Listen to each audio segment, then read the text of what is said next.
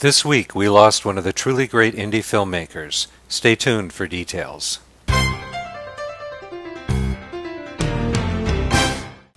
Stan Winston died this weekend, at the young age of 62.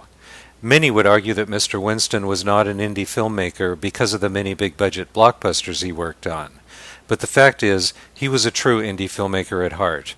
From his early days tinkering in his garage, learning how to create horror and creature effects, right up to the end. His early efforts were wasted on terrible films. His big break didn't come until he met a struggling young filmmaker with an idea for a science fiction film about a killer robot that time travels back from the future. The name of the project was The Terminator, and young James Cameron had ridiculously little financing considering what he was trying to accomplish.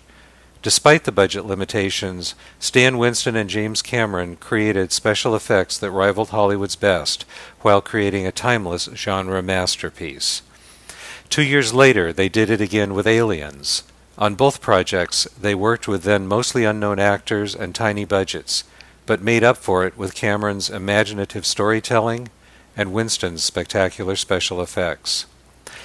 Stan Winston's special gift was for creating effects and creatures that were at the same time imaginative, futuristic, and completely believable.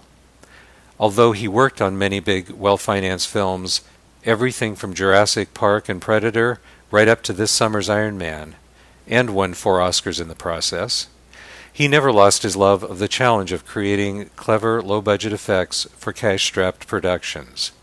He showed how far you can get with the simplest materials and a lot of imagination and craftsmanship. If you need someone to emulate on your own road to success, you could do a lot worse than pick Stan Winston.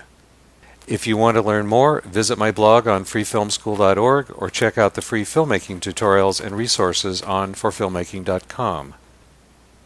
Now go make a film. Do it for Stan.